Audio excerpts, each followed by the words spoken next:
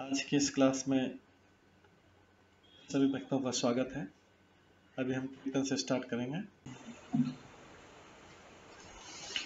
जय राधा माधव कुंज बिहारी, जय राधा माधव कुंज बिहारी, जय गोपीजन वल्लभ गिरिवर धारी, जय गोपीजन वल्लभ गिरिवर धारी, यशोदानंदन ब्रज जनरंजन, यशोदानंदन ब्रज जनरंजन, यमुना तीरावनचारी, यमुना तीरावनचारी, जय राधा माधव कुंज बिहारी, जय राधा माधव कुंज बिहारी, हरे कृष्णा कृष्णा कृष्णा हरे हरे, हरे राम राम राम हरे हरे, हरे कृष्णा कृष्णा कृष्णा हरे हरे, हरे राम राम राम हरे हरे, हरे कृष्णा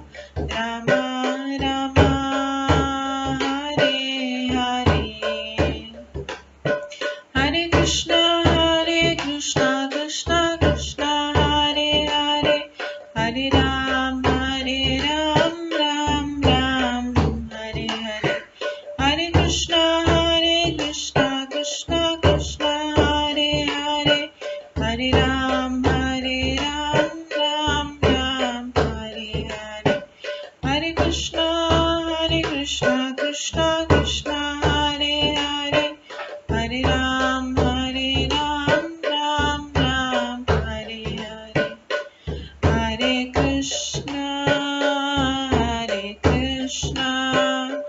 कृष्णा कृष्णा हरे हरे, हरे राम राम राम हरे हरे, हरे कृष्णा कृष्णा कृष्णा हरे हरे, हरे राम राम राम हरे हरे, जय राधा माधव राधे, जय राधा गोविंद राधे, जय गौरनताय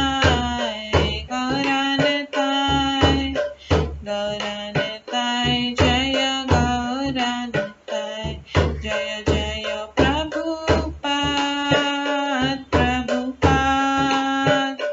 प्रभुपाद जय जय प्रभुपाद, जय जय गुरुदेव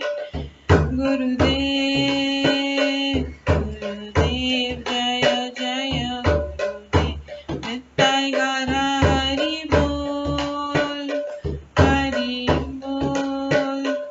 हरि बोल नित्य गौर हरि बोल, गौर प्रेमानंदे हरि हरि बोल। हरे कृष्णा। आज की इस क्लास में सभी भक्तों का स्वागत है। अभी मंगलाचरण से स्टार्ट करेंगे।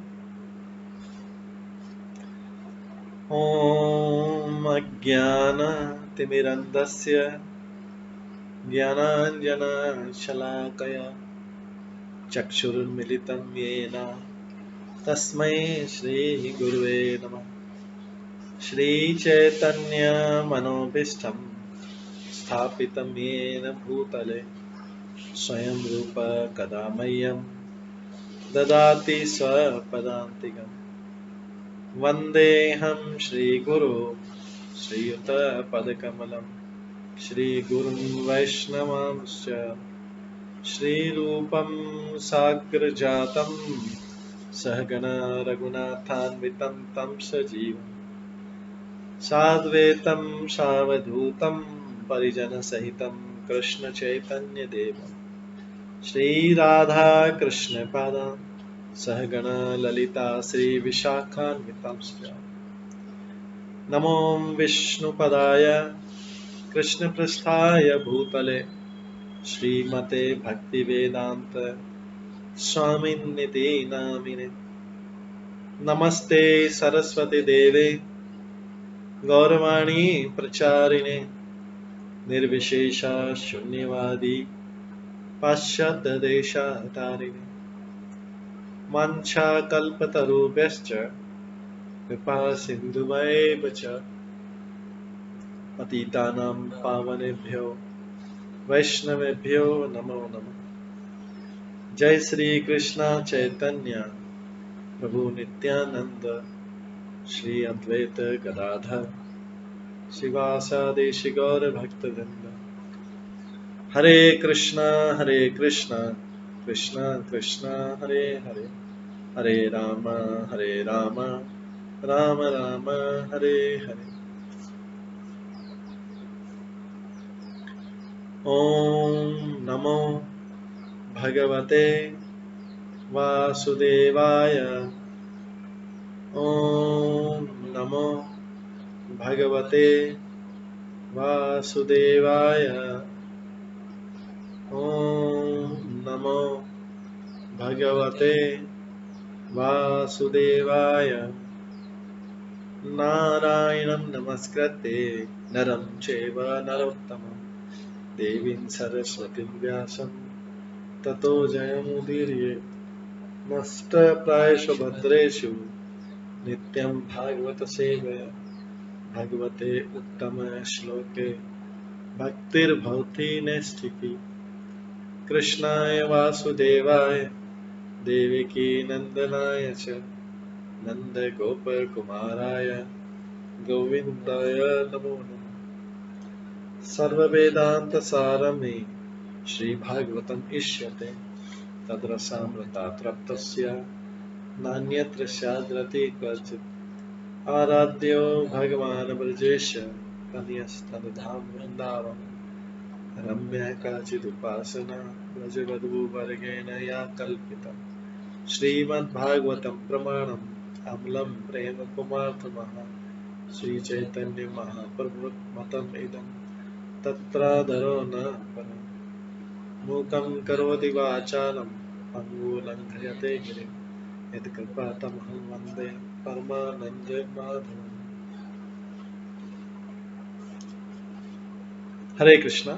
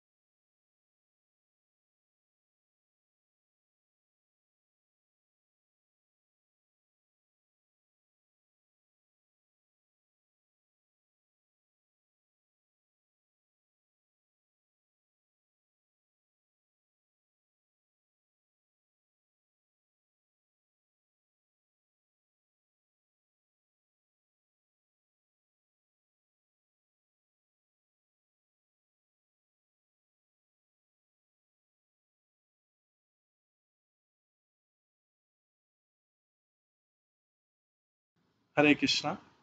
आज की इस क्लास में सभी भक्तों का स्वागत है। कल हम श्रवण कर रहे थे श्रीमद् भागवतम के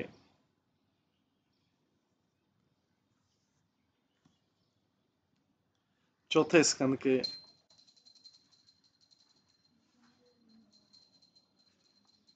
25वें अध्याय से राजा पुरंजन के गुणों का वर्णन। इसमें हमने सुना था कि किस प्रकार से राजा पुरंजन जो है, ये काल्पनिक कथा जो नारद मुनि राजा प्राचीन भविष्य को सुना रहे हैं। राजा प्राचीन भविष्य के सारे पुत्र तपस्या करने के लिए चले थे, लेकिन राजा प्राचीन भविष्य फिर भी कर्म कांडों में डूबा हुआ था। तो वो जब विचरण करता है भारतवर्ष में तो उसको एक सुंदरी मिलती है। वास्तव में बुद्धि की तुलना सुंदरी से की गई।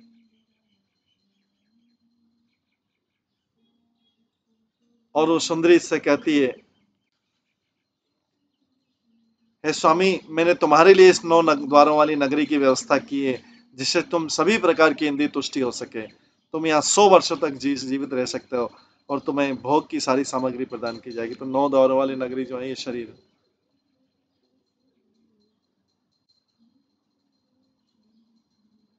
सुंदरी ने आगे कहा, संसार में ग्रस्त जीवन में ही धर्म, अर्थ तथा काम तथा पुत्र पुत्र इत्यादि संतति उत्पन्न करने का सारा सुख है।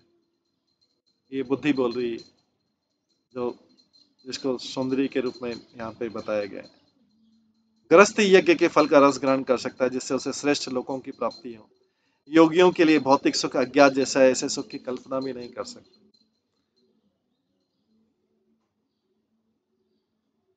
40वें श्लोक में कहा गया है, पितृदेव ऋषि मत्यानाम भूतानाम आत्मनः च। पितृदेव ऋषि मत्यानाम भूतानाम आत्मनः च क्षेम्यम वदन्ति शरणम भवे अस्मिन् यत ग्रहाश्रम। स्त्री ने आगे कहा, अधिकारियों के अनुसार ग्रस्त जीवन न केवल अपने को वरन समस्त पितरों, देवताओं, ऋषियों, साधु पुरुषों तथा अन्य सबको अच्छे लगने वाला है। इस प्रकार ग्रस्त जीवन अत्यंत उपयोगी वो स्त्री कह रही है। तात्पर्य, वैदिक पद्धति के अनुसार जो भी संसार में पैदा हुआ उसके ऊपर अनेक ऋण होते हैं। वो देवताओं का, जैसे सूर्य का, चंद्र का, इंद्र का, वरुण का इत्यादि का ऋणी होता है, क्योंकि जीवन की आवश्यकता को ये पूरा करते हैं। तो बताते हैं कि जो भी संसार में पैदा हुआ है वो इन सबका ऋणी रहता है। देवताओं का, पितरों का, सामान्य जनों का। देवताओं की कृपा से हमें धूप मिलती है, प्रकाश मिलता है, जल मिलता है, अन्य प्राकृतिक सुविधाएं प्राप्त होती है। हम अपने पूर्वजों के प्रति भी ऋणी रहते हैं, क्योंकि इन्होंने हमें शरीर, संपत्ति, बुद्धि, समाज, मित्रता तथा प्रेम प्रदान किया। इस प्रकार हम राजनीति तथा समाज विज्ञान के लिए सामान्य जनता के ऋणी। हम घोड़े से गाय, गधे, कुत्ते तथा बिल्ली जैसे निम्न पशुओं के भी ऋणी। इस प्रकार जन्म लेते से ही मनुष्य पर अनेक ऋण चढ़ जाते हैं, जिससे उससे ऋण होना पड़ता है। यदि वो उनसे ऋण नहीं होता तो जन्म मरण के चक्कर में पुनः फंसना पड़ता। ग्रह में यदि जो है भौतिक वस्तु में अत्यधिक लगाव रहने के कारण जान ही नहीं पाता कि यदि वो मुकुंद के चरण कमलों की शरण ग्रहण कर ले तो सारे ऋणों से तुरंत उरण हो सकता है। दुर्भाग्यवश ग्रह में यदि को कृष्ण भक्ति में कोई रुचि नहीं रहती। प्रहलाद महाराज कहते हैं, मतेन कृष्णे परत स्वतो वा मिथो विपद्येत ग्रह व्रतानाम। ग्रह व्रत, ग्रह मेधी जो विषय जीवन को सब कुछ मानता है, उसे कृष्ण भक्ति अटपटी लगती है। वह या तो अपने आप से या अन्यों से शिक्षा ग्रहण करके फिर उनसे बातें करके विषय वासनाओं में इतना अनुरक्त रहता है कि कृष्ण भक्ति कर ही नहीं सकता।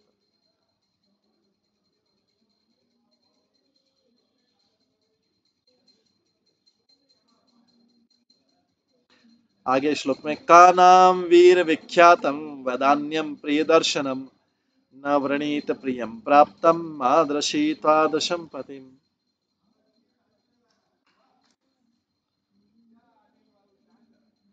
हे वीर पुरुष, इस संसार में ऐसी कौन स्त्री होगी जो तुम जैसे पति को स्वीकार नहीं करेगी?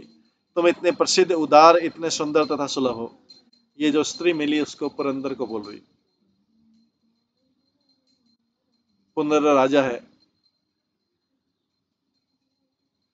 वास्तव में पुरंदर की तुलना जीवात्मा से की गई, जो जीवात्मा जो 9 दौर वाले और शरीर का राजा है। तात्पर्य प्रत्येक प्रति निसंदेह अपनी पत्नी के लिए वीर होता है। दूसरे शब्दों में, यदि स्त्री किसी पुरुष को प्यार करती है, वो उसे अत्यंत सुंदर एवं उदार दिखता है। जब तो कोई दूसरे को सुंदर न दिखे, भला उसके लिए कौन अपना सारा जीवन अर्पित कर देगा? पति अत्यंत उदार माना जाता है क्योंकि वो पत्नी को जितनी चाहे उतनी संतान प्रदान करता है, और प्रत्येक स्त्री को बच्चों की चाह रहती है। अतः कोई भी पति जो काम की तुष्टि कर सके और इच्छानुसार बच्चे उत्पन्न कर सके, अत्यंत उदार माना जाता है। न केवल संतानें उत्पन्न करके पति उदार बनता है, परंतु वो उसको भोजन वस्त्र देकर भी उदार बनता है। इस प्रकार से जो है, जिस पत्नी को इस प्रकार से बच्चे प्राप्त हो और अपने बच्चों से वो संतुष्ट हो,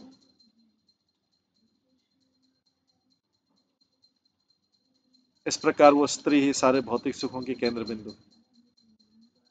इस प्रसंग में विख्यातम शब्द महत्वपूर्ण। मनुष्य सदैव सुंदर स्त्री के साथ रहना चाहता है,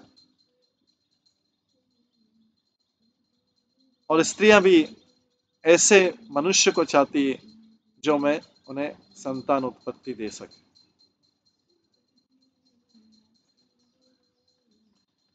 कस्या मनस्ते भुवि भोगी भोगे स्त्रिया न सज्जेत भुजयो महाभुज यनाथ वर्गा अधिमलम घृणाद्यत स्मित तवलोकन चरती अपोहितुम।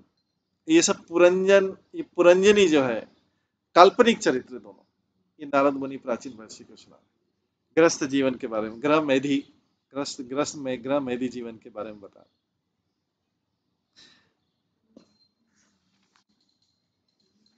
इसके बाद वो स्त्री बोलती है, सुंदरी स्त्री पुरंजन को बोलती है। पुरंजन जीवात्मा, स्त्री जो है बुद्धि। हे महाबाहु, इस संसार में ऐसा कौन है जो सर्प के शरीर जैसी आपकी भुजाओं से आकृष्ट न हो? वास्तव में तुम अपनी मोहक मुस्कान तथा छेड़छाड़ युक्त दया से हम जैसे पति विहीन स्त्रियों के संताप को दूर करते हैं। हम सोचती है कि तुम केवल हमारे हित के लिए पृथ्वी पर विचरण करे। ये वो स्त्री जो है पुरंदर को बोलती है। तात्पर्य, जब किसी पति विहीन स्त्री के साथ कोई आक्रामक पुरुष उसे प्रेम करने लगता है तो वो स्त्री उसको अपनी कृपा समझती है। स्त्रियां सामान्यतः पुरुषों की लंबी लंबी भुजाओं से अत्यधिक आकर्षित होती हैं। सर्प का शरीर गोल होता है, पूंछ की ओर पतला होता जाता है, तो मनुष्य की ऐसी सुंदर भुजाएं स्त्रियों को सर्पों की भांति प्रतीत होती, ऐसी भुजाओं का आलिंगन चाहती। इस श्लोक में अनाथ वर्गा शब्द अत्यंत सार्थक है। नाथ का अर्थ है पति और अ का अर्थ है रहित। तो जिस तरुणी के पति नहीं होता वो अनाथ कहलाती है, अर्थात उसकी रक्षा करने वाला कोई नहीं होता। किशोरावस्था प्राप्त करते स्त्री के मन में काम वासना हिलोने लेने लगती है। अतः पिता का धर्म है कि वो वया संधि आते ही अपनी पुत्री का विवाह कर दे, अन्यथा पति के न होने से वो अत्यधिक संतप्त रहेगी। इस आयु में जो भी व्यक्ति उसकी काम वासना को तृप्त कर दे, जब वो स्त्री तरुणी हो, उसकी काम वही उसके लिए संतोष देने वाला बन जाता है। ये मनोवैज्ञानिक तथ्य कि वया संधि मतलब जब वो जस्ट वयस्क होने वाली, वया संधि किशोर अवस्था से वयस्क अवस्था में जा रही है। मनोवैज्ञानिक वया संधि में जो भी व्यक्ति स्त्री की काम वासना को तृप्त कर दे वो उसे आजीवन प्यार करेगी, चाहे वो जो भी हो। इस प्रकार से संसार में तथाकथित प्रेम काम तुष्टि के अतिरिक्त कुछ भी नहीं है। इस प्रकार से संसार में तथाकथित प्रेम जो है वो काम तुष्टि के अतिरिक्त कुछ भी नहीं। ये नारद मुनि आगे बोलते हैं। ये अभी नारद मुनि की कथा सुना रहे हैं, पुरंजन को स्त्री की सुंदर स्त्री जो मिली। इति तो दंपति तत्र समुद्य समयम मिथः काम प्रविश्य पुरीं राजन मुमुदाते शतम समा। नारद मुनि ने कहा आगे कहा, ये राजन है, राजन वे दोनों स्त्री तथा पुरुष एक दूसरे का पारस्परिक सौहार्द द्वारा समर्थन करते उस नगरी में प्रविष्ट हुए उन्होंने 100 वर्ष तक जीवन का सुख भोगा। तो जीवात्मा ने शरीर में प्रवेश किया, बुद्धि ने शरीर में प्रवेश किया, तो ये पुरंदर और सुंदर स्त्री का, और जीव जो पूरा शरीर है वो क्या है, नगर है, पुरी है। इस तरह दोनों स्त्री तथा पुरुष एक दूसरे का पारस्परिक सौहार्द द्वारा समर्थन करते उस नगरी में प्रवेश हुए और उन्होंने 100 वर्षों तक जीवन का सुख पाया। तात्पर्य इस प्रसंग में 100 वर्ष महत्वपूर्ण है, क्योंकि प्रत्येक मनुष्य को 100 वर्ष तक जीवित रहने की छूट है। सूर्य से दूरी के अनुसार विभिन्न लोकों में जीवन की अवधि भिन्न भिन्न है। दूसरे शब्दों में इस लोक की 100 वर्ष की अवधि अन्य लोकों की 100 वर्ष की अवधि से भिन्न हो सकती है। ब्रह्मलोक में समय की गणना के अनुसार ब्रह्मा जी 100 वर्ष तक जीवित रहते हैं, किंतु ब्रह्मा का एक दिन इस लोक के करोड़ों वर्षों के बराबर रहता है। इस प्रकार स्वर्ग लोक का दिन इस लोक के 6 मास के बराबर रहता है, और इसी प्रकार रात्रि भी रहती है। फिर भी प्रत्येक लोक में मनुष्य की आयु 100 वर्ष के आसपास रहती है। विभिन्न लोकों में जीवन अवधि के अनुसार ही उनके जीवन स्तरों में भी भिन्नता रहती है।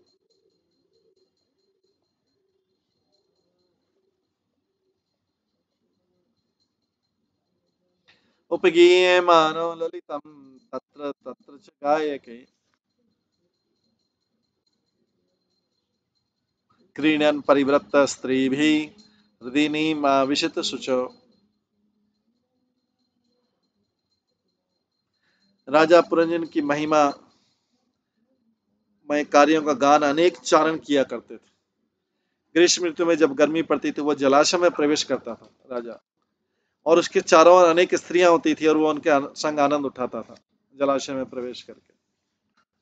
तात्पर्य जीव अपने जीवन की विभिन्न अवस्थाओं में भिन्न भिन्न कार्य करता है। उसमें से एक अवस्था है जागृत और दूसरी स्वप्न की, तीसरी अवस्था सुषुप्ति अर्थात अचेत अवस्था में, और अंतिम अवस्था मृत्यु के पश्चात आती। पिछले श्लोक में जागृत अवस्था का वर्णन हुआ, अर्थात पुरुष तथा स्त्री का विवाह होगा और वे 100 वर्ष तक आनंद से रह रहे हैं। इस श्लोक में स्वप्न अवस्था का वर्णन है, क्योंकि पुरंजन जो कार्य दिन में करता था वे उसे रात्रि में स्वप्न में दिखते थे। पुरंजन अपनी पत्नी के साथ इंद्रिय सुख के लिए रहता था और रात्रि में यही इंद्रिय सुख विभिन्न रूपों में देखता था। जब मनुष्य अत्यधिक थक जाता है तो उसे अच्छी नींद आती है, और जब कोई धनी पुरुष थकता है तो वो अनेक स्त्री मित्रों सहित विहार स्थल में जाता है और उसके साथ जल क्रीड़ा करता है। इस संसार में जीव की ऐसी ही प्रवृत्ति है। जीव कभी भी स्त्री से तुष्ट नहीं हो सकता, और जब तक उसे ब्रह्मचर्य की शिक्षा प्राप्त नहीं हो। सामान्यतः मनुष्य अनेक स्त्रियों के साथ भोग करना चाहता है, यहाँ तक कि बुढ़ापे में उनकी कामेच्छा इतनी प्रबल रहती है कि वह तरुणियों के संग रहना चाहता है। इस प्रकार प्रबल कामेच्छा के कारण जीव इस संसार में अधिक उलझता जाता है। सप्तोपरि कृताद्वार पुरतस्य तु द्वे अधः पृथक विषय गति अर्थम तस्याम यह कश्चन ईश्वर है। उस नगरी में 9 द्वारों में से 7 तो भूतल पर थे, तो 7 तो पृथ्वी पे थे, 2 पृथ्वी के नीचे थे। उस नगरी के 9 द्वारों में, जो नगरी की बताए दर है, 9 द्वारों में 7 तो भूतल पर थे, 2 पृथ्वी के नीचे थे। कुल 9 द्वारों वाले बनाए गए थे, और ये 9 द्वार भिन्न भिन्न स्थानों को जाते थे। इन सारे द्वारों का उपयोग उस नगरी का अधीक्षक करता था। तो वास्तव में जो शरीर के 7 द्वार जो ऊपर की स्थिति स्थित है, 2 आंखें, 2 नथुने, 2 कान, 1 मुंह है, और जो नीचे द्वार है गुदा तथा जनेंद्रियां, इन समस्त द्वारों का उपयोग शरीर का राजा जो कि जीव है भिन्न भिन्न भौतिक आनंद उठाने के लिए करता। विभिन्न स्थानों के लिए भिन्न भिन्न द्वारों का होना आज भी प्राचीन नगरों में पाया जाता है। पहले राजधानी चारों से दीवारों से घिरी रहती थी, और विभिन्न शहरों या दिशाओं में जाने के लिए विभिन्न द्वारों से होकर जाना पड़ता था। रूपा एग्जाम्पल थे, पुरानी दिल्ली में आज भी कश्मीरी गेट और लाहौरी गेट जैसे विभिन्न द्वार तथा चार दीवारी के ध्वंस अवशेष अभी विद्यमान है। इस प्रकार अहमदाबाद में दिल्ली द्वार है। इस उपमा की मुख्य बात है कि जीव विभिन्न भौतिक ऐश्वर्यों का भोग करना चाहता है, और प्रकृति ने उसे इस हेतु शरीर में अनेक छिद्र बनाए हैं जिससे वह इंद्रिय भोग के काम में ला सकता है। पंचद्वारौ तु पौरस्त्या दक्षिणा एका तथा उत्तरा पश्चिमे द्वे अमुषाम ते नामानि नृपवर्णये। राजन 9 द्वारों में से 5 पूर्व की ओर, 1 उत्तर तथा 1 दक्षिण दिशा को, और 2 पश्चिम की ओर जाते हैं। अब मैं विभिन्न द्वारों के नाम बताऊंगा। सतह के 7 द्वार 2 आंखें, 2 नासिका, 2 नथुने, 2 कान तथा मुंह में से 5 सामने देखते हैं, जिन्हें पूर्व दिशा की ओर जाता बताते हैं। क्योंकि सामने को देखने का अर्थ है सूर्य को देखना, अतः पूर्वी द्वार कहा जाता है, क्योंकि सूर्य पूर्व में उदय होता है। उत्तरी तथा दक्षिणी दिशाओं के एक एक द्वार दोनों कान के सूचक है, कान और उत्तरी दक्षिण के, और पश्चिमी द्वार गुदा द्वार तथा जनेन्द्रिय सूचक, इन समस्त द्वारों का वर्णन नीचे किया गया है। खद्योता विमुखी च प्राक द्वारा वेकत्र निर्मिते विभ्राजितम जनम पदम याति ताभ्याम द्विमत शखा। खद्योता तथा आविर्मुखी नाम के दो द्वार पूर्व की ओर स्थित थे, किंतु वे दोनों एक ही स्थान पर बनाए गए थे। राजा इन दोनों द्वारों से होकर विभ्राजित नामक नगरी को अपने मित्र द्युमान के साथ जाया करता। तो खद्योता तथा आविर्मुखी ये दोनों नाम जुगनू तथा प्रकाश स्तंभ के हैं। इनसे सूचित होता है कि दोनों आंखों में से बाईं आंख को देखने की शक्ति कम होती है। इससे सूचित होता है कि दोनों आंखों में से बाईं आंख की देखने की शक्ति कम रहती है, यद्यपि दोनों आंखें एक स्थान पर स्थित है, किंतु दाईं आंख अधिक देखती है और बाईं कम देखती है।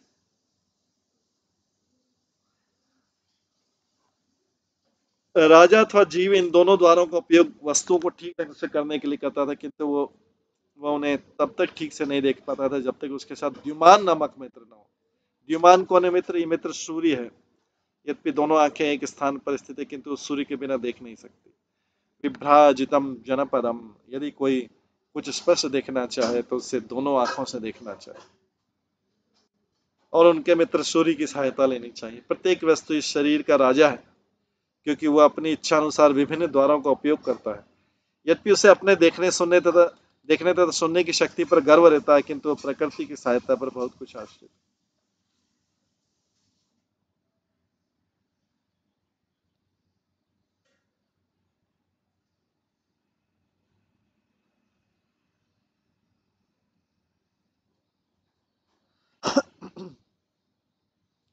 नलिनी नालिनी च प्राक द्वारो एकत्र निर्मिते अवधूत सखा ताभ्याम विषयम याति सौरभम।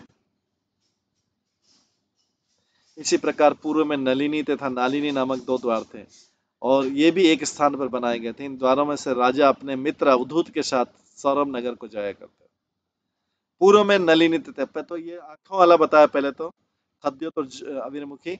पूर्व में नलिनी तथा नालिनी नामक अन्य द्वार थे और ये भी एक स्थान पर बनाए गए थे। इन द्वारों में से राजा अपने मित्र अवधूत के साथ सौरभ नगर को जाया करते थे। नलिनी तथा नालिनी नामक दो द्वार जो है नासिका है, नाक के दो द्वार।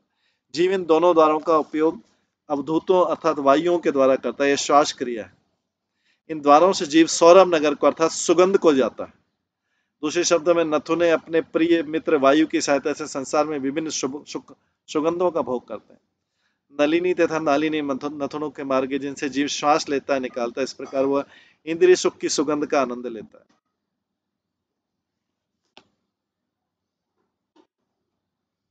मुख्यानाम पुरस्तात् द्वातयापणं बहुधनो विषयो याति पुरराट रसज्ञ विपणान्वितः। पूर्वी दिशा में स्थित पांचवें द्वार का नाम मुख्य अर्थात मुख्य।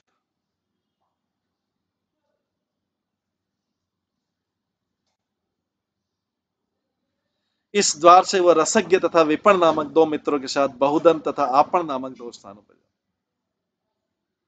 पूर्वी दिशा में स्थित पांचवें द्वार का नाम मुख्य अर्थात मुख्य था। इस द्वार से वह रसज्ञ तथा विपण नामक दो मित्रों के साथ बहुधन तथा आपण नामक स्थानों पर जाता। तात्पर्य यहाँ पर मुख्य को मुख्य अर्थात सबसे महत्वपूर्ण द्वार बतलाया गया। मुख्य इसलिए महत्वपूर्ण द्वार है क्योंकि इससे दो कार्य संपन्न होते हैं, पहले खाने का और दूसरा बोलने का। खाने का काम रसज्ञ अर्थात जीव नामक मित्र के द्वारा संपन्न होता है, क्योंकि जीव विभिन्न प्रकार के भोजनों का स्वाद लेते हैं। जीव से बोलने का भी काम किया जाता है, चाहे भौतिक सुख की बात हो या वैदिक ज्ञान हो, लेकिन यहाँ पर भौतिक इंद्रिय सुख पर बल है, इसलिए रसज्ञ शब्द व्यवहार हुआ। पितहुर नृप पूर्याद्वा दक्षिणेन पुरंजन राष्ट्रम दक्षिण पंजालम याति श्रुतधरान्वितः। नगर के दक्षिण द्वार का नाम पितु था, जिससे होकर राजा पुरंजन अपने मित्र श्रुतधर के साथ दक्षिण पंचाल नामक नगर देखने जाएगा।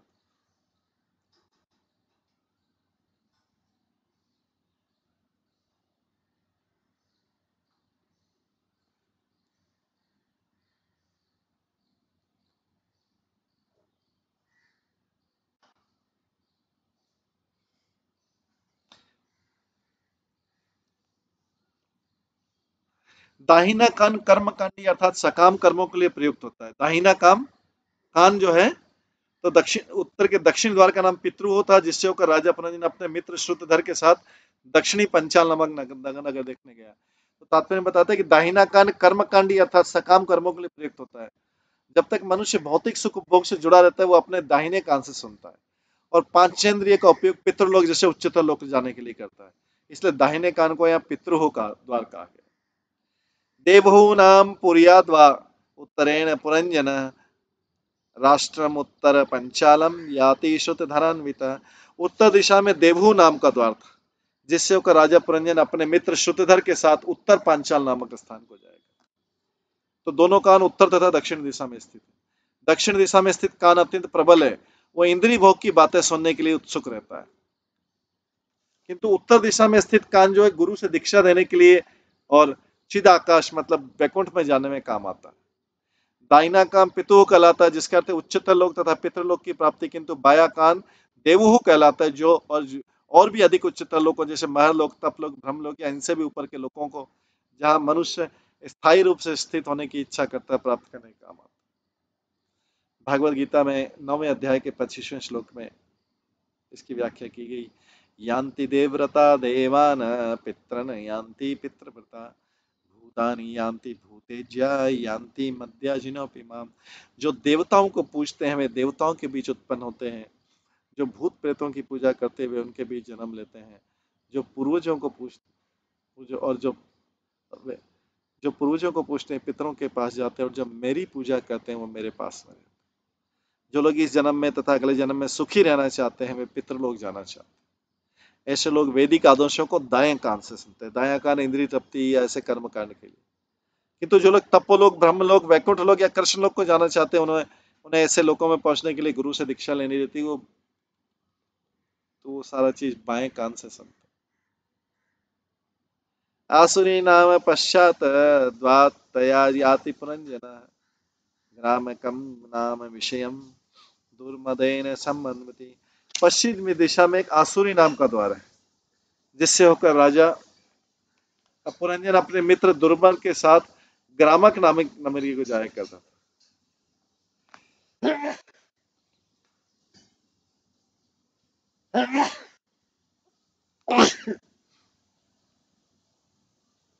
तो नगरी की पश्चिमी दिशा में आसुरी नामक द्वार है, क्योंकि यह विशेषकर असुरों के लिए था। असुर शब्द उनके लिए प्रयुक्त होता है जो इंद्रिय तृप्ति में, विशेषकर काम वासना की तृप्ति में लगे रहते हैं, क्योंकि वे विषय जीवन के प्रति अत्यधिक आसक्त रहते हैं। इस प्रकार पुरंजन जीव अपनी कामेंद्रियों से भरपूर भोग करता था, फलत वो ग्रामक नामक स्थान को जाया करता था। भौतिक इंद्रिय तृप्ति ग्राम में भी कहलाती है, और वह स्थान जहाँ कामेच्छा की तुष्ट होती है ग्रामक कहलाता है। ग्रामक जाते समय पुरंजन अपने साथ दुर्मत को ले जाता है। तो विषय शब्द जो है भोजन, शयन, संभोग तथा सुरक्षा, इन 4 शारीरिक आवश्यकताओं के लिए प्रयुक्त होता है विषय शब्द। दुर्मदेन शब्द का विश्लेषण इस प्रकार है। दुर अर्थात दुष्ट या पापी, और मद अर्थात पागलपन। तो प्रत्येक जीवात्मा जो भौतिक प्रकृति के संपर्क में है मद या पागल कहलाता है। कहा गया है प्रेमी वर्त पिशाची पहले जैन मति छन्न है मायाग्रस्त जीवेर है से भाव उदय। जब मनुष्य पर भूत सवार हो जाता है तो पागल हो जाता है, वो अनाप शनाप बोलता है। अतः इंद्रिय तृप्ति में व्यस्त रहने के लिए दुर्मद जैसे मित्र को, अर्थात जो भाव रोग से बुरी तरह ग्रस्त को ही मित्र बनाते हैं लोग।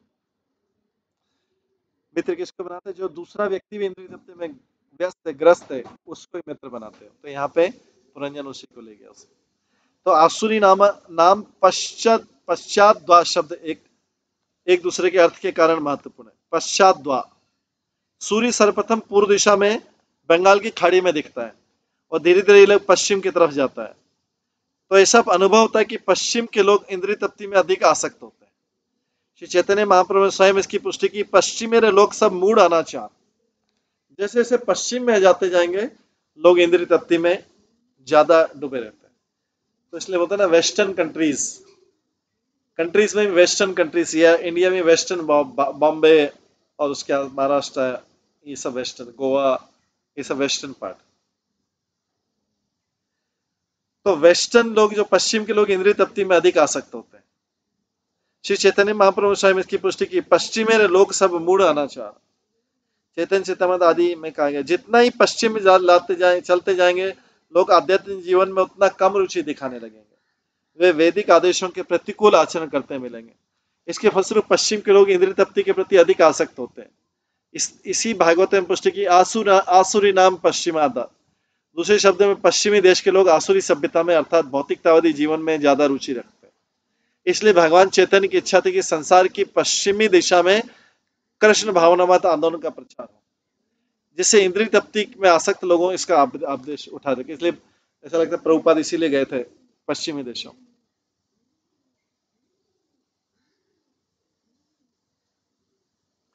निरति नाम पश्चाद्वा तया याति पुरंजन वैशेषणम नाम विषयम लुब्ध केन समन्वित। पश्चिमी दिशा का दूसरा द्वार निरति कहलाता है। तो जैसे लोग कहते हैं ना, वास्तु का भी जो होता है कि अग्नि कोण, ईशान कोण, यमराज निरति भी देवता होते हैं। तो निरति पश्चिमी दिशा का देवता। तो तात्पर्य संकेत गुदा के लिए, गुदा को नाक, कान तथा आंख की पश्चिमी दिशा में स्थित माना जाता है। यह द्वार विशेष रूप से मृत्यु के लिए होता है। तो जब कोई साधारण जीव शरीर को त्यागता है तो गुदा से होकर निकलता है। यह अत्यंत पीड़ाजनक होता है। कोई अगर इसके प्राण नीचे से निकल रहे हैं तो इस प्रकार से वो उसको शरीर त्यागना बहुत पीड़ाजनक होता है। और जब कोई मल विसर्जन करता है तो भी इसकी पीड़ा होती है। जीव के साथ मित्र लुब्धक अर्थात लालच भी इसी मार्ग से जाता है। लालच से हम जरूर से ज्यादा खाते हैं, फलतः मल त्याग के समय पीड़ा होती है। निष्कर्ष निकला कि यदि कोई ठीक से मल त्याग कर सकता है तो मनुष्य हेल्दी होता है। यह द्वार निरति अथा कष्टप्रद द्वार कहलाता है। अंधावमीशाम पौराणा निर्वाक्य पेशस कृताभव अक्षणवताम अधिपति ताभ्यम याति करोति च। इस नगरी के अनेक निर्वासियों में निर्वाह तथा पेशस्कृत नामक दो व्यक्ति थे। यद्यपि राजा पुरंजन आंख वाले व्यक्तियों का शासक था किंतु वो दोनों अंधों के साथ रहता। यद्यपि राजा पुरंजन आंख वाले दिरीठारों या का शासक था किंतु दोनों अंधों के साथ रहता था। वो उनके साथ जहां जाता था नानाविध कार्य करता था। हालांकि उसकी आंख थी, लेकिन ये जो दोनों थे उसके मित्र थे, ये उसको अंधा कर देते थे। तात्पर्य यहाँ पर है कि जीव के हाथों तथा पांवों की तरफ संकेत। इसका नाम दिया निर्वाक और पेशस्कृत। दोनों पांव बोलते नहीं और अंधे होते हैं। यदि कोई चलने के लिए अपने पांवों पर ही आश्रित रहे तो किसी भी गड्ढे में गिर सकता है अगर आंखें नहीं है तो, या किसी से टक्कर कर गिरा सकता है। इस प्रकार अंधे पांवों द्वारा मार्गदर्शन किए जाने पर मनुष्य का जीवन संकटग्रस्त हो जाता है। अगर आंखों से नहीं देखें और केवल टांगों से चले तो कहीं गड्ढे में गिर जाए। तो ये भी दो व्यक्ति की तुलना की। काम करने वाले इंद्रियों में हाथ तथा पांव अत्यंत महत्वपूर्ण है किंतु उनमें आंखें नहीं होती। हाथ और पांव में आंखें नहीं होती। इसका अर्थ है कि हाथों तथा पांव में छिद्र नहीं होते किंतु अधोभाग में मुखाओं और टांगों में कोई छिद्र नहीं होते। फलतः हाथों और पांव को अंधा कहा जाता है। यद्यपि जीव के शरीर में अनेक छिद्र होते हैं तो भी उसे हाथों तथा पांव से कार्य करना पड़ता है। यद्यपि जीव अनेक इंद्रियों का स्वामी, किंतु जब उसे कहीं जाना होता है और या कुछ कार्य करना रहता है अथवा किसी को छूना होता है तो उसे अपने अंधे हाथों तथा पांव का उपयोग में लाना पड़ता है। पांव इसके लिए कुछ कार्य करना होता है या किसी को छूना होता है या कहीं पे जाना होता है, तब जाके हाथ पांव को उपयोग में लाता है। वास्तव में दोनों अंधे होते हैं हाथ पांव।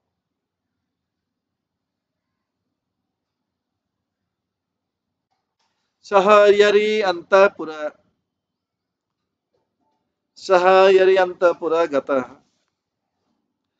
विशुचीन समन्वितः मोहम प्रसादम हर्षम वा याति जायात्मजध्वम। कभी कभी वो अपने मुख्य दास मन विशुचीन के साथ अपने अंतपुर में जाया करता। उस समय उसकी पत्नी तथा पुत्रों से मोह, संतोष तथा हर्ष उत्पन्न होता है।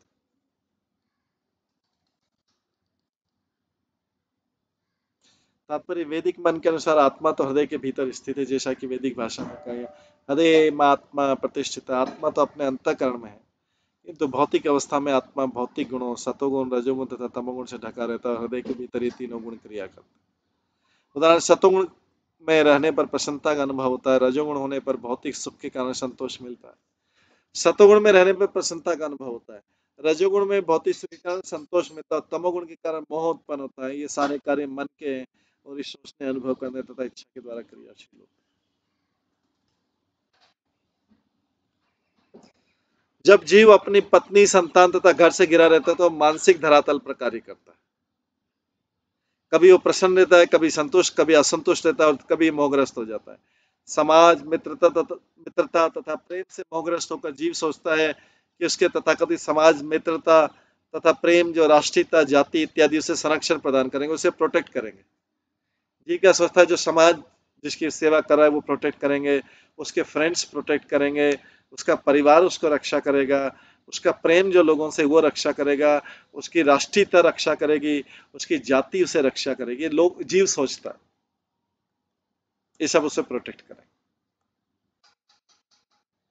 लेकिन उसे पता नहीं कि मृत्यु के पश्चात वो प्रगल्भ प्रकृति के द्वारा हाथों में फेंक दिया जाएगा। मित्र पहुंच नहीं पाएंगे, जाति कुछ काम नहीं आएगी, राष्ट्रीयता कुछ काम नहीं आएगी, परिवार के सदस्य पहुंच नहीं पाएंगे, मित्रता काम नहीं आएगी।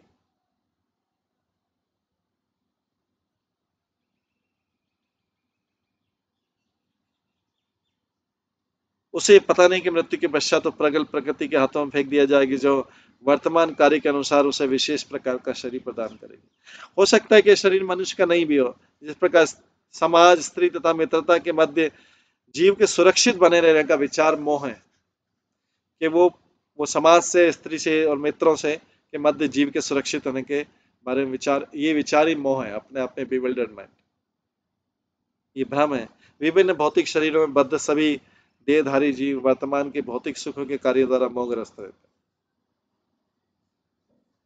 वे अपना मुख्य कार्य जो भगवान के धाम को वापस जाने का है वो कार्य भूल जाते हैं।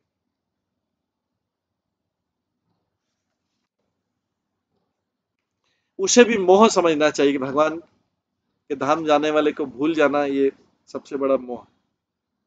वास्तव में मनुष्य को समाज, मित्रता, प्रेम या अन्य कोई माया के आक्रमण से नहीं बचा सकता है, जो जन्म, मृत्यु, बुढ़ापा तथा रोग के रूप में आता है।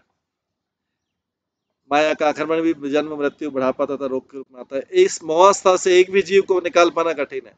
इसलिए भगवान श्री कृष्ण भागवत गीता में कहते हैं, देवी हईषा गुणमयी मम माया दुरत्यया मामेव प्रपद्यन्ते माया में ताम तरन्ति ते।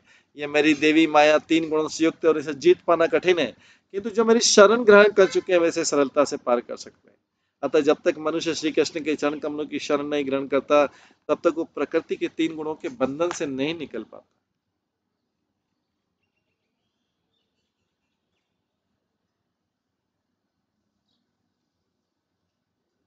एवं कर्मसु संसक्तः कामात्मा वंचिता बुद्ध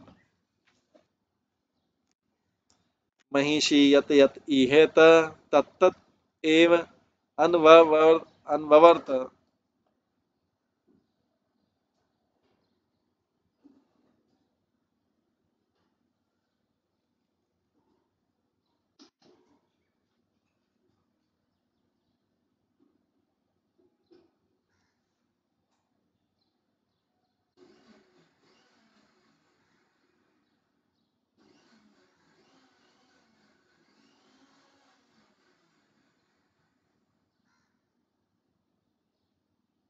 इस प्रकार विभिन्न प्रकार के मानसिक उहापोह तथा सकाम कर्म में फंसा रखकर राजा पुरंदर पूर्ण रूप से भौतिक बुद्धि के वश में हो गया और ठगा गया। भौतिक बुद्धि कौन है? वो सुंदर स्त्री जो उससे मिली थी।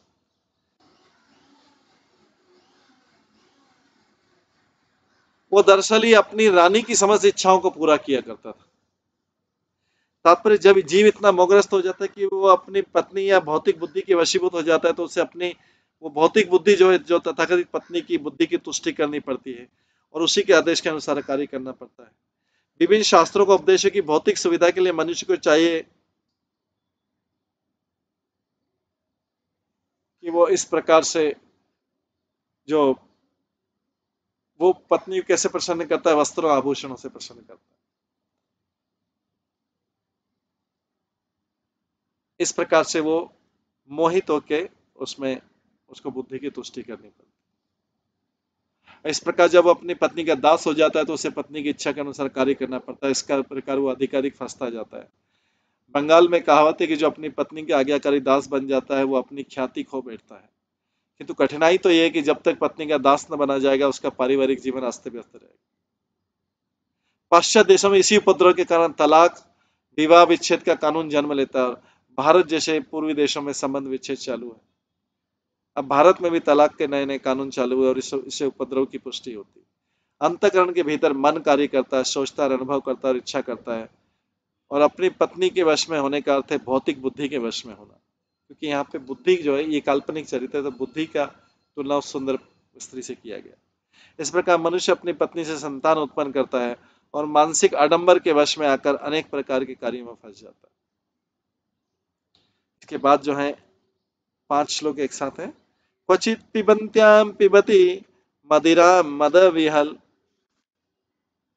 असन्त्याम क्वचित अश्नाति जक्षत्याम स जक्षितः स क्वचित गायति गायन्त्याम रुदत्याम रुदति क्वचित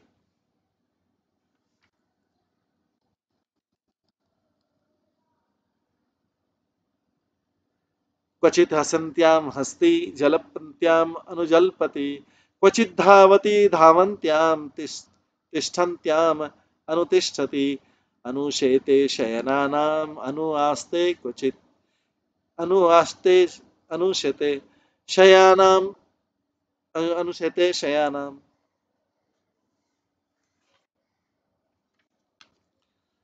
क्वचिद आस्तिम क्वचित शृणोति श्रवन्त्याम पश्यन्त्याम अनुपश्यति क्वचित जिंग्रति जिंग्रन्त्याम स्पर्शत्याम स्पर्शति क्वचित क्वचित च शौचतिम जायाम अनुशोचति दीनवत अनुहश्यति हश्यन्ताम मुदिताम अनुमोदते। तो कैसे फॉलो करता था पत्नी को? जब रानी मद्यपान करती थी तो राजा पुरंजन भी मदिरा पीने में व्यस्त रहता था। जब रानी भोजन करती तो वो भी उसके साथ खाता था। जब वो चबाती थी तो वो भी साथ साथ चबाता था। जब रानी गाती थी तो राजा भी गाता था। जब रानी रोती थी तो वो रोता था, और जब रानी हंसती थी तो वो भी हंसता था। जब रानी अनाप शनाप बोलती थी तो वो भी उसी तरह अनाप शनाप बोलता था, और जब रानी चलती थी तो उसके पीछे चल देता था। जब रानी शांत भाव से खड़ी होती थी तो वो भी खड़ा हो जाता था। जब रानी बिस्तर में लेट जाती थी तो वो भी लेट जाता था। जब रानी बैठती थी तो वो भी बैठ जाता था। जब रानी कुछ सुनती थी तो वो भी सुनता था। जब रानी कोई वस्तु देखती थी तो वो भी उसको देखता था, और जब रानी कुछ सुनती थी तो उसको वो भी सुनता था। जब रानी कुछ छूती थी तो राजा भी उसे छूता था, और जब रानी उसकी प्रिया रानी शोक मग्न होती थी तो बेचारा राजा भी उसके शोक में उसका साथ देता था। इस तरह रानी को जब सुख मिलता था उसका भोग राजा भी करता था, और जब रानी संतुष्ट हो जाती थी तो राजा भी संतुष्ट हो जाता था। तो ऐसी रानी की तुलना किससे की गई है? ये वास्तव में रानी कौन है? बुद्धि। बुद्धि की से जीवात्मा पुरंदर है, और ये रानी जो सुंदर स्त्री है ये बुद्धि जो उसकी रानी। तो तात्पर्य मन ही वह स्थान है जहां पर आत्मा स्थित है, और फिर मन बुद्धि के द्वारा संचालित होता है, बुद्धि कंट्रोल करती है। तो ऐसे राजा यहाँ पे उस स्त्री के द्वारा कंट्रोल है। जीवात्मा हृदय के भीतर स्थित होने से बुद्धि का अनुसरण करता है। बुद्धि को यहाँ पर रानी के रूप में चित्रित किया गया है, और मन के वश में होकर आत्मा भौतिक बुद्धि का उसी तरह अनुसरण करता है जिस प्रकार राजा अपनी पत्नी का कर रहा है। निष्कर्ष निकाला कि बुद्धि ही जीव के बंधन का कारण है। बात है कि इस जाल से निकलने के लिए मनुष्य को आध्यात्मिक बुद्धि का सहारा लेना पड़ता है। महाराज अम्बरीश के जीवन में हम देखते कि उन्होंने अपना मन पहले श्री कृष्ण के चरणों में लगाया, जिससे उनकी बुद्धि विमल हो गई। वे अपने नेत्रों का प्रयोग मंदिर में फूलों से सुंदर रीति से सजे विग्रह को देखने में करते थे। अपनी घ्राण शक्ति मतलब सुगंधि की शक्ति को फूलों की सुगंध सूखने में, और अपने पांवों को मंदिर तक जाने में प्रयुक्त करते थे। उनके हाथ मंदिरों की सफाई करने में लगे रहते थे, और उनके कान श्री कृष्ण का गुण अनुवाद सुनते थे।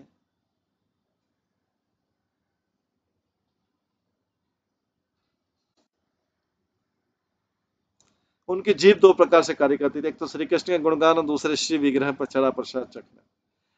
भौतिकतावादी ग्रस्त व्यक्ति जो पूरी तरह बुद्धि के वश में सारे कार्य नहीं कर सकते, जैसे राजा यहाँ पर पत्नी के वश में, सुंदर स्त्री के वश में, उसी प्रकार भौतिकता ग्रस्त व्यक्ति जो पूरी तरह बुद्धि के वश में सारे कार्य नहीं कर सकते। इस प्रकार वे जाने या अनजाने में भौतिक बुद्धि के आदेशों के वश में आ जाते हैं, और इस तथ्य को अगले श्लोक में सार रूप में दिया गया।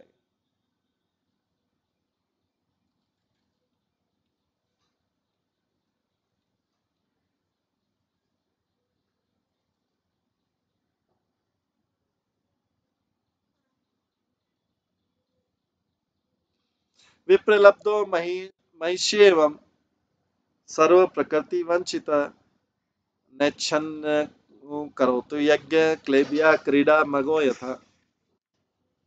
इस प्रकार राजा पुरंजन अपनी सुंदर पत्नी के द्वारा बंदी बना लिया गया और ठगा गया, और ठगा भी जा रहा था। वास्तव में संसार में अपने संपूर्ण अस्तित्व में ठगा जा रहा था। बेचारा मूर्ख राजा अपनी इच्छा के विरुद्ध अपनी पत्नी के वश में रहकर उसी प्रकार रहता था जैसे कोई पालतू जानवर अपने स्वामी की इच्छा अनुसार नाचता। तात्पर्य श्लोक में विप्रलब्ध शब्द अत्यंत महत्वपूर्ण है। वी अर्थात विशेष रूप से और प्रलब्ध अर्थात प्राप्त। राजा ने अपनी इच्छा पूर्ति के लिए रानी को प्राप्त किया और इस प्रकार वो सारे भौतिक संसार द्वारा ठगा गया।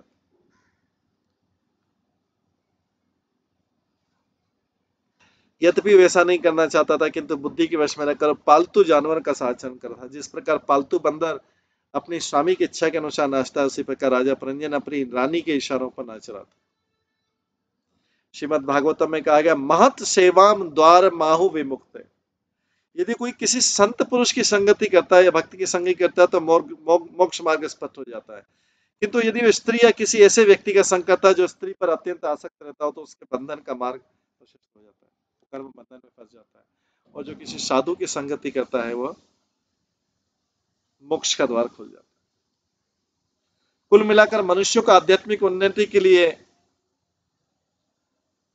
स्त्री की आसक्ति छोड़ देना चाहिए। संन्यास आश्रम का यही तात्पर्य। संन्यास लेने के पूर्व मनुष्य को अवैध स्त्री प्रंग से बचने का प्रयास करना चाहिए। विषय जीवन चाहे वेद हो अवैध हो एक साथ रहता है, किंतु अवैध स्त्री प्रसंग से मनुष्य अधिक बनता जाता है। अपने विषय जीवन को नियमित करने से संभावना रहती है उसे अंततः काम वासना से मुक्ति मिल जाए। यदि ऐसा हो सके तो आध्यात्मिक जीवन में आगे बढ़ना आसान होगा। नारद मुनि ने इस अध्याय में बताया कि मनुष्य किस प्रकार पुरंदर के एग्जाम्पल से किस प्रकार अपनी प्रियतमा पत्नी की संगति से मोहित होता है, और इस प्रकार से आसक्ति भौतिक गुणों के प्रति आसक्ति। जो तमोगुण के भौतिक गुण से आकृष्ट होता है वो जीवन की अधोगति नीचे गिरता है। जो सतोगुण से आकृष्ट होता है वो उत्तम स्थिति में रहता है। और कभी कभी ये देखा जाता है कि जब मनुष्य सतोगुण पद पर आसीन रहता है तो ज्ञान के अनुशीलन के प्रति आकर्षित होता है। वास्तव में यही स्थिति श्रेष्ठ है, क्योंकि ज्ञान के कारण भक्ति अपनाने में वरीयता आती है, प्राथमिकता मिलती है। ज्ञान से भक्ति में प्राथमिकता मिलती है। जब तक मनुष्य ज्ञान के पद अर्थात ब्रह्मभूत अवस्था को प्राप्त नहीं होता वो भक्ति में आगे प्रगति नहीं कर सकता है। भगवान कृष्ण ने 18वें अध्याय के 54वें श्लोक में लिखा है, ब्रह्मभूता प्रसमात्मा शोचति ते कांक्षति सम सर्वेषु भूतेषु मद भक्ति लभते पराम।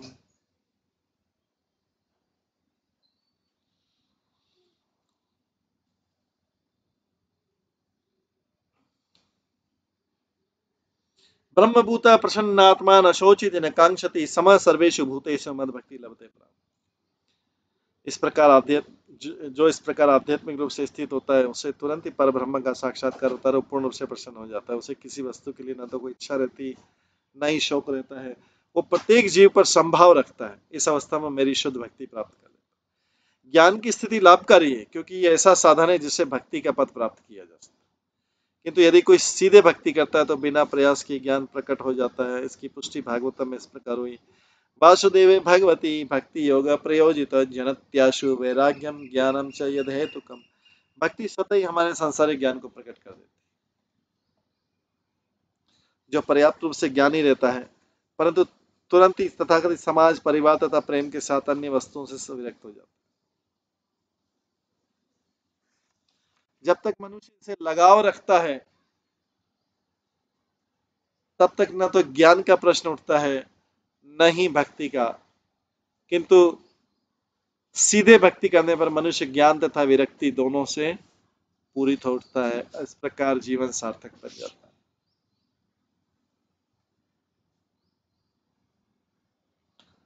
तो इस प्रकार से बता रहे हैं कि जो तमोगुण के भौतिक गुण से आकृष्ट होता है वो जीवन की अधोगति नीचे की अवस्था में जाता है।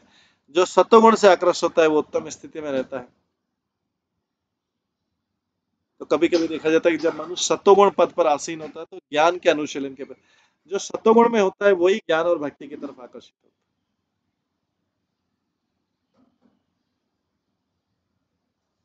और बताते हैं कि जो इस पर आध्यात्मिक रूप में स्थिर होता है उसे तुरंत परब्रह्म का साक्षात्कार हो जाता है। ब्रह्म भूता प्रसन्न आत्मा न शोचित कांक्षित, ये आध्यात्मिक स्थिति है। उसे तुरंत ब्रह्म का साक्षात्कार हो जाता है और पूर्ण रूप से प्रसन्न हो जाता है। ब्रह्म भूता प्रसन्न आत्मा।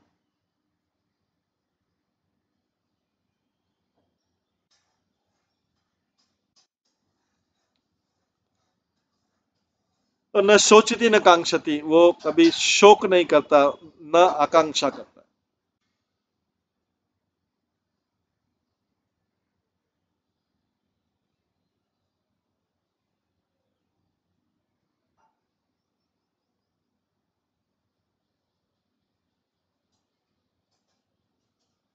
इस अवस्था में मेरी शुद्ध भक्ति प्राप्त कर लेता है,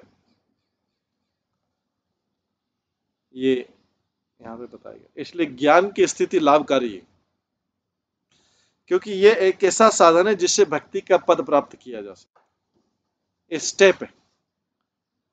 हालांकि किसी को अगर डायरेक्ट भक्ति मिल जाए, डायरेक्ट भक्ति किसी कृपा से मिल जाए, तो ज्ञान बिना प्रयास के ज्ञान प्रकट हो जाता है। इसलिए बोला गया वासुदेवे भगवती भक्ति योग प्रयोजित जनत्याशु वैराग्यम ज्ञानम च यद हेतुकम। भक्ति स्वतः ही हमारे सांसारिक ज्ञान को प्रकट कर देती है। भक्ति से आध्यात्मिक ज्ञान तो आ ही जाता है, सांसारिक ज्ञान भी आ जाता है। भक्ति स्वतः ही हमारे सांसारिक ज्ञान को प्रकट कर देती है। जो पर्याप्त रूप से ज्ञानी होता है वो तुरंत ही तथाकथित समाज परिवार तथा प्रेम के साथ सारी वस्तुओं से विरक्त हो जाता है। जब तक मनुष्य इनसे लगाव रखता है तो ज्ञान का प्रश्न ही नहीं उठता। अगर वो भौतिक जगत में आसक्ति रखे तो उसको ज्ञान, वो हमेशा मोहित रहेगा, ज्ञान का प्रश्न नहीं उठता, नहीं भक्ति का। किंतु सीधे भक्ति करने पर मनुष्य ज्ञान तथा विरक्ति दोनों से पूरित हो उठता है और इस प्रकार जीवन सार्थक, उसका जीवन जो है सार्थक बन जाता है। इस प्रकार से ये राजा पुरंजन के गुणों का वर्णन नामक 25वां अध्याय खत्म होता है। अगला अध्याय जो है 26वां है, हम कल की क्लास में श्रवण करेंगे। आज की क्लास में यहीं पे विराम देते हैं। 26वें अध्याय का नाम है राजा पुरंजन का आखेट खेलने के, शिकार करने के लिए जाना और रानी का क्रोध होना। कल करेंगे। आज की क्लास में यहीं पे विराम देते हैं। सभी भक्तों का बहुत बहुत धन्यवाद। सब भक्तों के लिए एक बार हरे कृष्ण महामंत्र का जप करते हैं। हरे कृष्णा कृष्णा कृष्णा हरे हरे, हरे राम राम राम हरे। श्रीमद् भागवतम महापुराण की जय। श्रील प्रभुपाद की जय। सभी भक्तगणों की